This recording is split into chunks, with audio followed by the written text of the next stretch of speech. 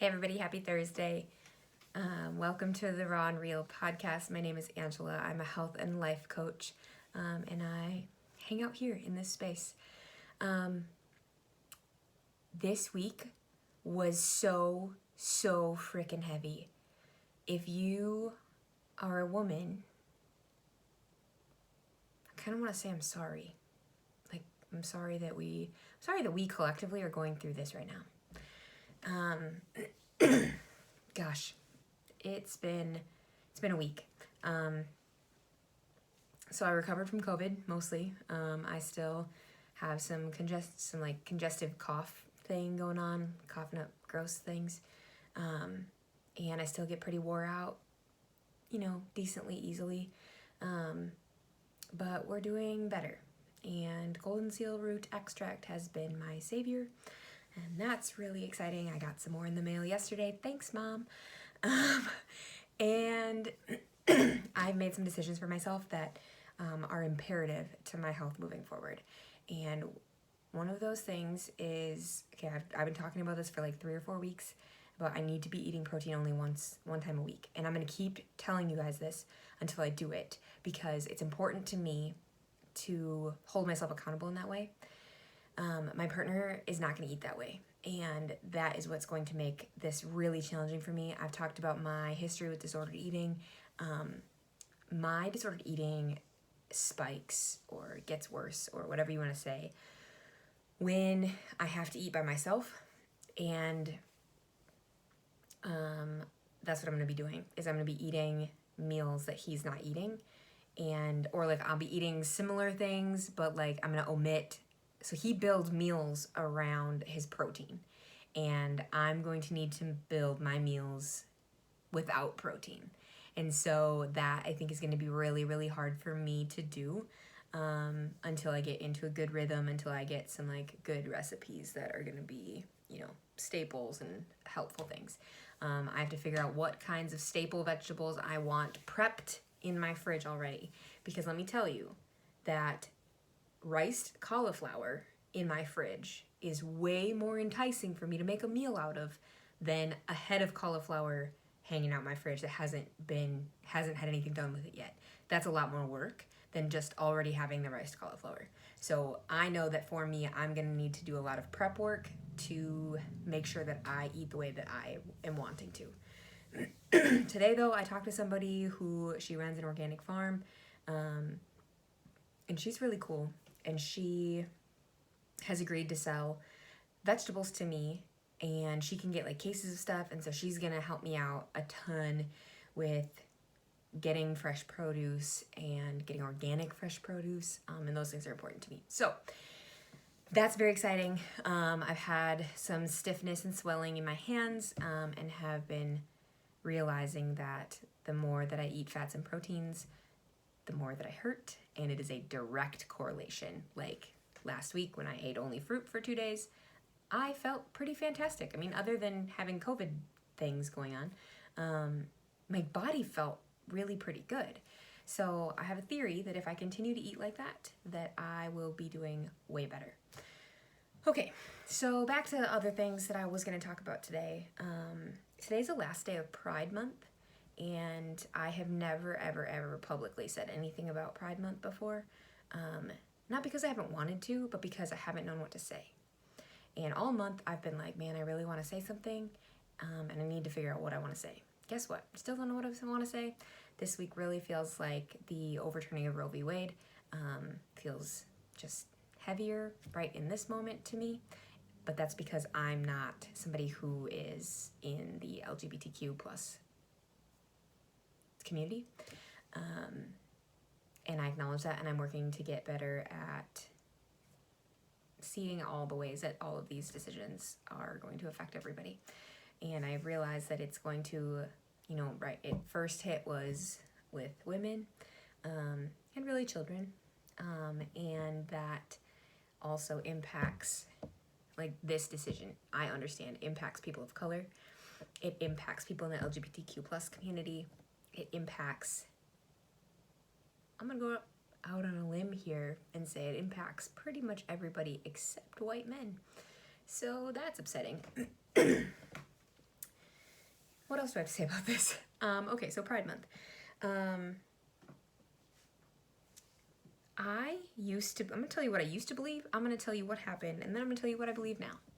I used to believe that, I'm going to go back to age 10. At age 10, okay,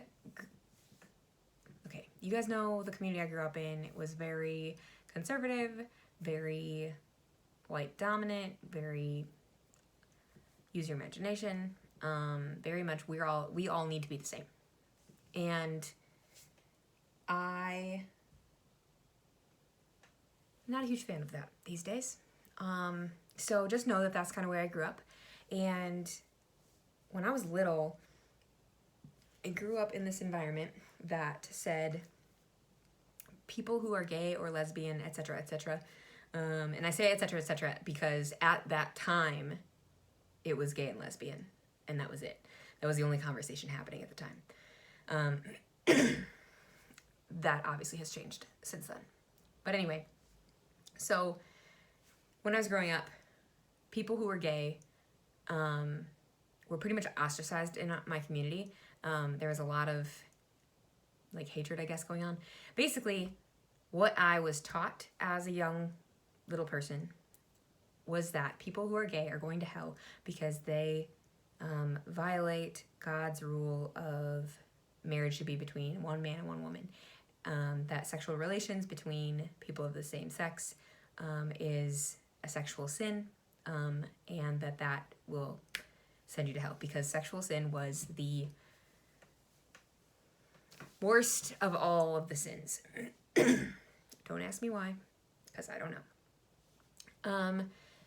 So my mom went to college at a liberal arts college, actually the same one I went to, and she made a lot of really cool friends, all very diverse, very unique persons. And when I was 10, her friends, they're a gay couple, and they live on the East Coast, and they came to visit. And while they were visiting, they stayed at our house, and we were sitting around the dining room table, eating dinner or something. I think we were just hanging out, chatting with them, and they, I lost my mind.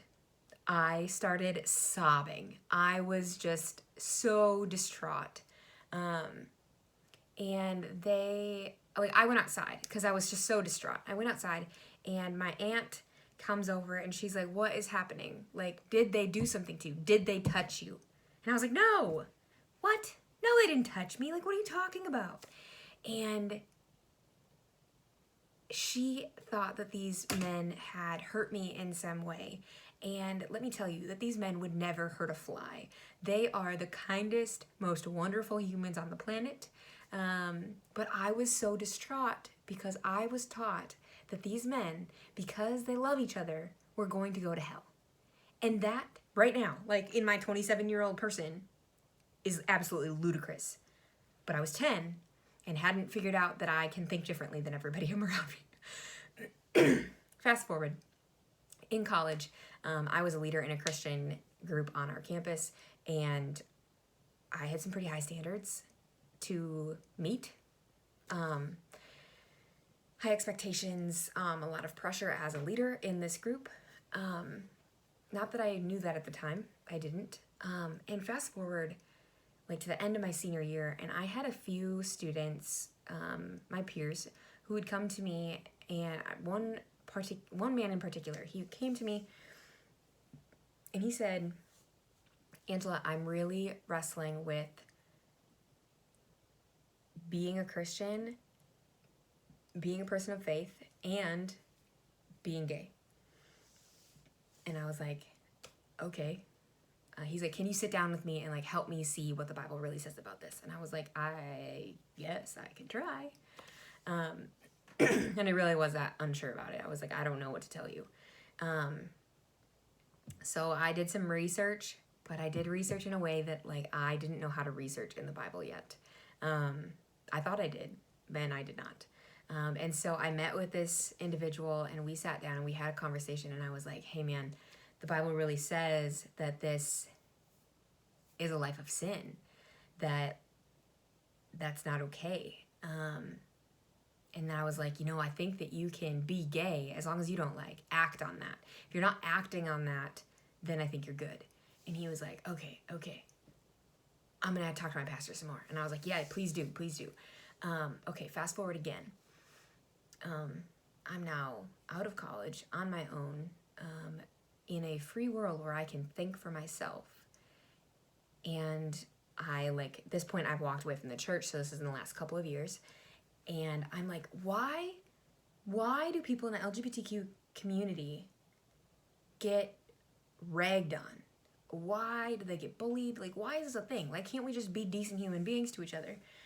That was kind of this moment where I was like, oh, yes. And I don't know, like, if there was a defining moment for me or not, but it was just this, like, getting out of the churches that I'd been a part of, getting out of evangelical churches and going, oh, Jesus actually, he's totally not about keeping people in boxes and ostracizing them or oppressing them. Like, that is not what he's about. He's about come as you are. He's about come as you are, and I'm going to love you where you are. Where you are, and I'm not going to ask you to change into a different person. I'm going to ask you to be yourself. And I'm going to love you where you are. And I want, like, there's this tricky thing that evangelicals like to do. Because nobody's going to like that I just said he doesn't ask you to change. He wants you to be who you are because that's who he made you to be. And he asks you to follow him. And coming along and following Jesus is about loving other people. It is about loving God and loving other people and loving yourself. It is about love. It is about love, and that is it. We overcomplicate Jesus and his teachings so much. And I've really gotten to the point where I'm like, you know what? Actually, all of that is garbage. It's not, we get so dragged down in the, well, is this what Jesus would say? Is this what Jesus would say? Well, I think that he meant this. I think that this thing in this book, in this gospel, is him really saying this. No, he's just saying to love people.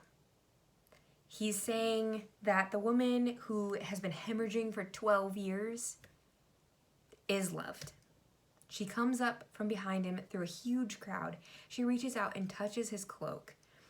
And she's healed because she believes that by just touching him that she'll be healed.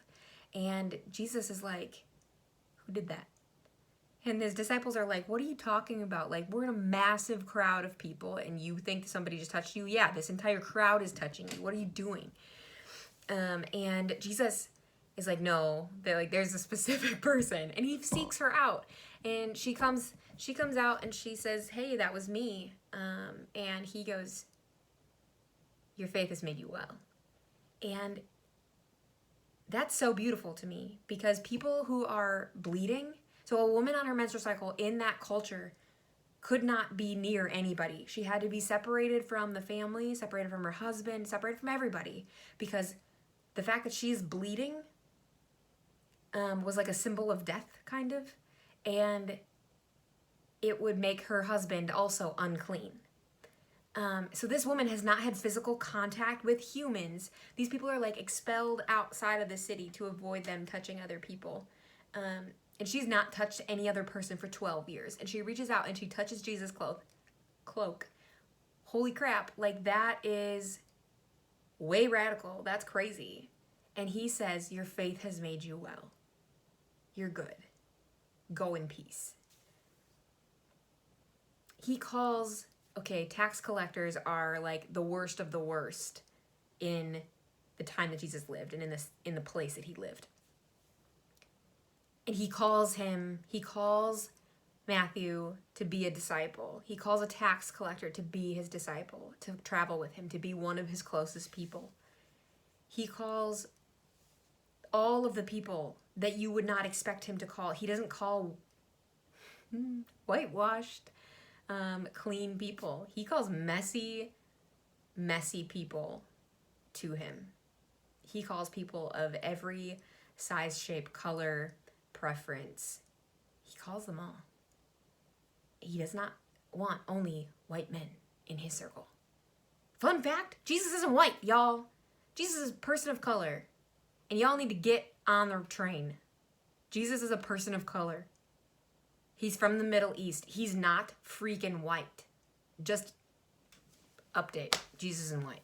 Hasn't ever been white, actually. So, moral of that story, people just love each other.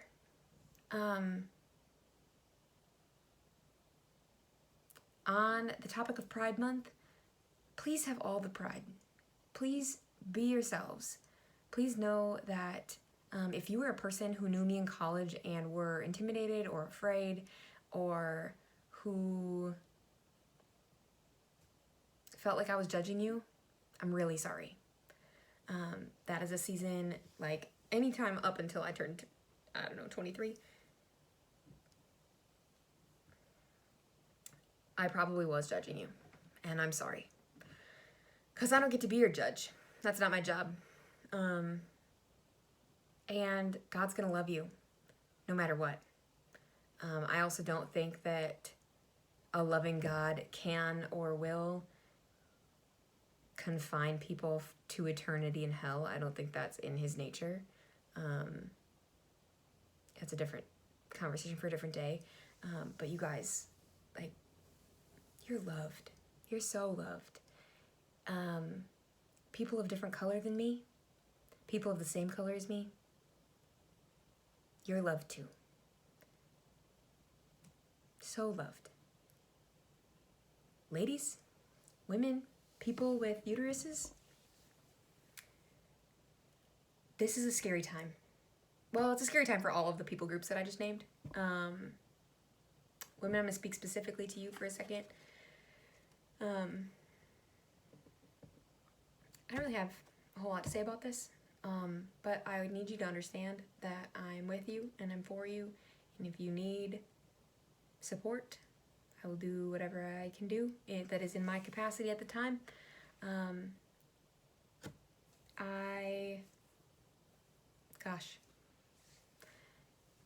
There's not a lot of words to say. I think we've said them. I think we're angry. I think we're hurting. I think that we're scared. And we want to be heard. And I'm with you. I'm not the one who's going to hear you because I'm with you. Wanting to be heard. Wanting to know that I'm safe. Like it says on my wall behind me. I want to know that we're going to be safe. I want to know that we're going to be okay. I want to know that we are not bringing children into a world that honestly doesn't deserve them. That where those kids are going to grow up in so much trauma. As a person who's experienced trauma, man, it's a bad time. We can't be quiet. We cannot afford to be quiet.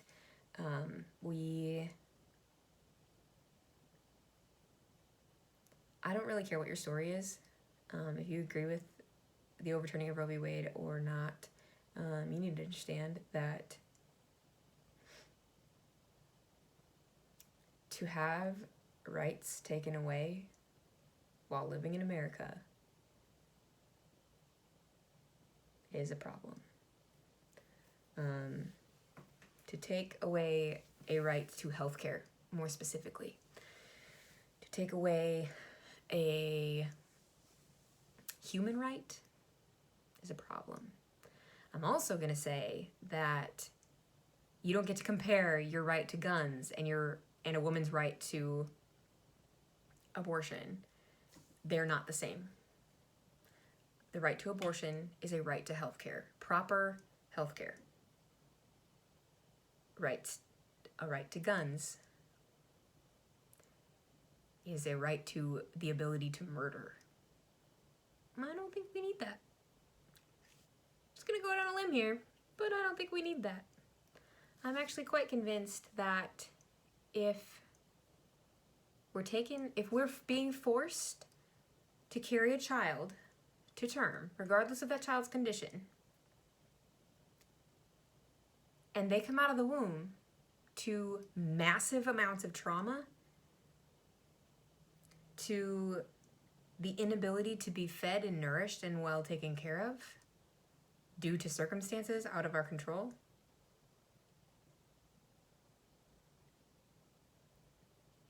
They grow up a little bit, they start to go to school, and people with guns decide to bombard their school, and then they die anyways.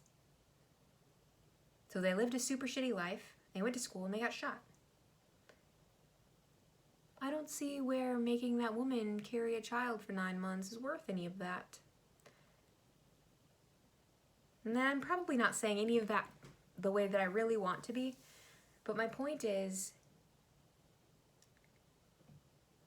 infants, babies in utero, absorb mom's cortisol. If mom is in a position where she got knocked up by her abuser and she's being forced to stay with that abuser during this time, that baby is absorbing mass quantities of cortisol. That baby's gonna have a lot of health issues their whole life, because that's what cortisol does. Cortisol causes health issues. So books I want you to go read: The Body Keeps a Score by Dr. Bessel van der Kolk, and The Deepest Well by Dr. Nadine Burke Harris. These books will explain to you in great detail why it is important that women get the right to choose. That women get to make decisions for their own body and for a baby or not, but particularly for their own body. And for those of you arguing that, oh, that's the baby's body, that's not mom's body, then the mother gets to make the decisions for the baby, because guess what? A 5-year-old, a 10-year-old, a 16-year-old actually cannot go into a doctor's office and receive treatment by themselves. They need a parental unit to sign off on healthcare. Thus, me as a mother of a child in utero gets to still make the decisions for that body. Just in case you were curious. Because as soon as they come out of utero, guess who has to make all their decisions for them? Me. Okay, we've hit on pride. We've hit on Roe v. Wade. We've even hit on guns. We hit on health. People, it is a heavy time, and I'm sorry that it is so heavy. Sitting here at my desk, last thing I'll say, I have a sticky note from the very first podcast that I recorded back in December, and it says, "But if you don't believe me when I tell you about earthly things, how can you possibly believe if I tell you about heavenly things?" And that actually brought me a lot of comfort. I'd kind of forgotten about it, and it really brought me comfort tonight when I sat down to record this, because of all of these things, particularly all of the religious arguments, which honestly is the only arguments that I've heard about any of these issues. That's disgusting, by the way. Like, Christians, you need to go deal with your people. Go have a little heart-to-heart with Jesus. And let him set you straight, because, man, can't. These are his words. These are his words. I don't remember where they're from. John 3. And he says, "But if you don't believe me when I tell you about earthly things, when I tell you about how to treat people, when I tell you about interacting with your fellow man, when I tell you how to live for yourself, for your family, for your friends, for your neighbors, for strangers, when I tell you about earthly things and you don't believe me, how can you possibly believe if I tell you about heavenly things?"